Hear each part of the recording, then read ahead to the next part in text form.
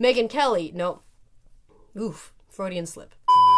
So I feel like every now and then there are these stories that go absolutely viral in Asian/Asian American media spaces that for whatever reason just never make it out to the outside world. This story from Duke University is probably the latest example of this. I've seen almost every Asian/Asian American commentator I know on the internet talk about this, and yet no one outside of this circle seems to know that it happened. So for those of you still not in the know, a couple of days ago, the Director of Graduate Studies at Duke University sent out an email to first and second year graduate students, relaying a message that seemed to be directed at international students, particularly international students who spoke Chinese. In the email, Megan Neely, the Director of Graduate Students at Duke, was relaying a situation where two faculty members, two professors, came to her office asking to see the headshots of international students. And when they did, they picked out a couple of students who they said were talking, in their words, very loudly in Chinese in one of the lounges. When asked why they wanted to see these students' pictures, these two professors basically said that they wanted to write the names of these students down so that if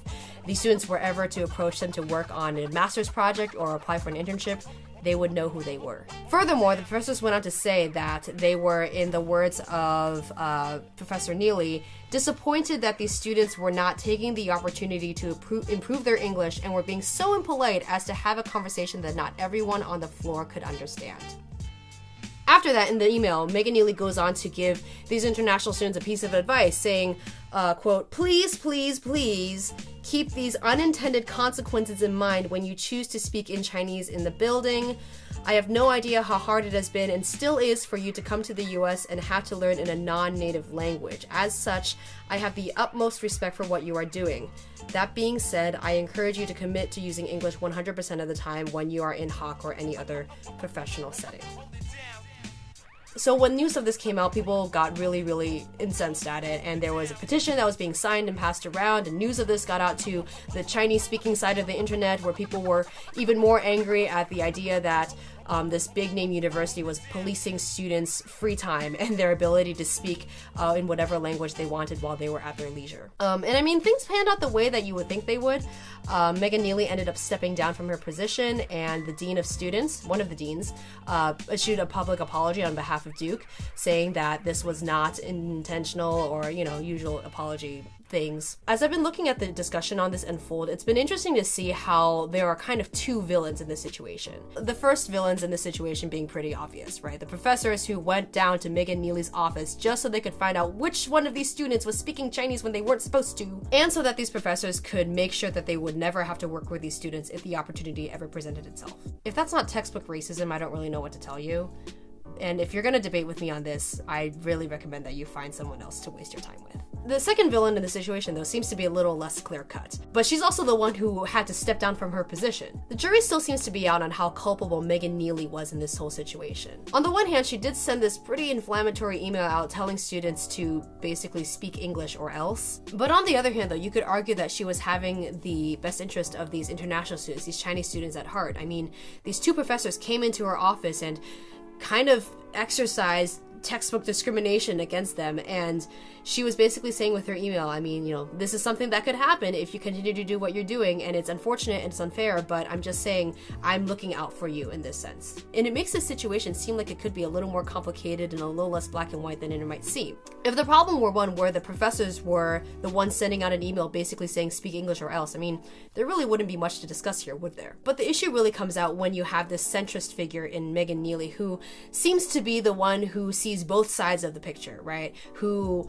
understands where the professors are coming from, but also sympathizes with the students, and in the end just wants everyone to play nice and go home and have a nice day. Which I think is the reason why Asians and Asian Americans are more frustrated with this issue than they would have been had this been just a problem with two professors being really racist. And it's also the reason why so many people seem to have so much to say about it. So not to add to the already oversaturated conversation bubble surrounding this issue, but I mean, looking at it, I really don't think it's that hard to understand why Megan Neely was still in the wrong here. If you want to understand why it's such an issue to say to a Chinese person in a well-meaning way, hey, it's a good idea to practice your English because it's for your own good and it's going to make your life easier and other people will be offended if you don't, You need not look further than how we treat American white expats who live in Asia and what expectations they're held up to when it comes to learning the local language. And the answer to that is that there are no expectations. I don't know when we as Asian people collectively decided that it would be okay for foreigners to come live and work in Asian countries long term and never make any effort at assimilating or learning the language. Especially since Asian people are definitely not ever given that luxury when they are living in a Western country. The sentiment of speak English and go home has been around for as long as immigration in America has been a concept. And I don't think there's anyone nowadays who would really say that that's an acceptable thing to say to a person, although seeing the current political climate, that might be up for debate again. But for some reason, even though people seem to be uncomfortable saying to someone, speak English or go home, they seem to be plenty comfortable with taking on this almost patronizing tone of like, hey, I'm looking out for your best interests, and people are going to treat you as nice if you don't speak English, so speak English or go home. The thing that makes this issue significantly more difficult to navigate, though, is the reality that folks who don't speak English fluently have a much harder time not facing discrimination or racism, or accessing social services or education, or finding a job, or things like that. It is much more difficult to live in the United States as a person who does not speak English fluently than a person who does. So from that, you could reasonably make the argument that it's in the best interest of these Chinese students to practice as much English as possible while they're here, because knowing English will make their lives easier once they graduate. The problem, though, is this. Let's say that we agree that the best way for a Chinese international student studying in the US for graduate school to spend their years here is to practice their English to the point of fluency, and to make American friends and not hang out with as many Chinese people, and to learn the culture and learn the language and learn the society and politics and everything, and to assimilate perfectly so that they will have an easier time when they graduate, so that they won't be faced with as much discrimination or racism when they go out into quote-unquote the real world. Let's just say that we agree that that's the best decision that a Chinese international student could make if they want to have an easier life, right? Let's just say that if we want to wish the best for these students, that's what they should do. Do we not understand, though, how high of a bar that is? These are graduate students who are studying bioinformatics at Duke. They're not here for language training. They're not here to study American history or literature or anything of that sort. They're here to study bioinformatics. And the fact that they are able to do so, as Megan Neely says in her email, the fact they're able to do so in a language that isn't their native language needs to be appreciated, period. The amount of American students who study abroad in a different country and expect to take classes in English, for that to be kind of like a given, is kind of astounding if we look at what we expect international students who come to the US to do. What I realize is that white privilege isn't defined as much by the bonuses or the extra, goodies that white people receive, as much as they are characterized by how people of color are not allowed to be mediocre. Like, again, just think about how much you're asking of a person when you're telling them that the best choice for them to make is to speak and practice English 100% of the time and, assimilate themselves to American culture and spend all this energy doing all of this when they're not completing graduate courses for bioinformatics, which is what they're here for. Most Americans who speak 1.5 languages and ask for people to work hard to improve their English have no idea what they're asking because they've never had to experience it before. But for whatever reason, your average American who speaks 1.5 languages feels like they have the right and the authority to tell a Chinese international student to be excellent when they themselves are not. You can apply this to almost every single situation where people of color in the US have been caught not acting perfectly. I'll wait for you to list the examples. The reason why this incident at Duke is so frustrating is because it has a figure in Megan Neely that represents this enlightened centrist view on things that many people tend to take when it comes to thorny issues like racism. People like being seen as the level-headed voice of reason instead of the angry, easily offended person who thinks that everything is racist. And when you have someone like Megan Neely who comes out with this email that seems very well-intentioned, where she's clearly looking out for her students' best interests and she's giving them useful advice for the future, it's really easy to start losing sympathy for the real victims at hand and start having more sympathy for the institutions and the social ills that cause the victims to be victimized in the first place. Why do we think that the solution to the racism and discrimination and ill wills of our society is to just demand more and more excellence from people of color? I mean, I can't be the only one who finds this viewpoint utterly defeatist. Like, it's basically saying, yep, we know that these, institutions of racism and discrimination and hatred exist and they're really powerful, but we're not going to do anything about them, so it's all on you. And what's really upsetting is that people of color, particularly immigrants, have been so used to the idea of bearing this burden of excellence that we see an email like Megan Neely's and say to ourselves, yeah, I can do that too. Yeah.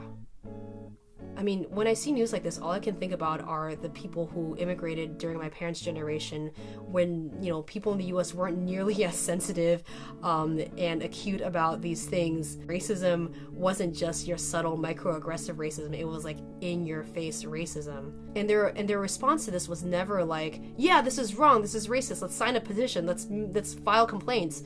It was always like, let's keep our heads down and keep working hard and, you know, suck it up and deal. Hassan Minhaj had this comedy special on Netflix called Homecoming King, where he has this one line where he says that he actually has the audacity to be an American, that he has this has the gall to claim his Americanness and to say to others, I deserve the same as you, I'm equal as you. And I feel like when people who have never been in that position before hear that, they're like, yeah, you do have the right, to be here, you are equal, you are the same, you have every right to be here. But when things like this happen, like when people of color are caught being imperfect, or people of color are caught not living in a way that is optimal to what their life could be, all of a sudden we're not as equal anymore. There is always something that we could be doing better. There is always something that we could be doing to make ourselves more acceptable, more palatable, more to make people feel more comfortable around us. And we say to ourselves, yeah,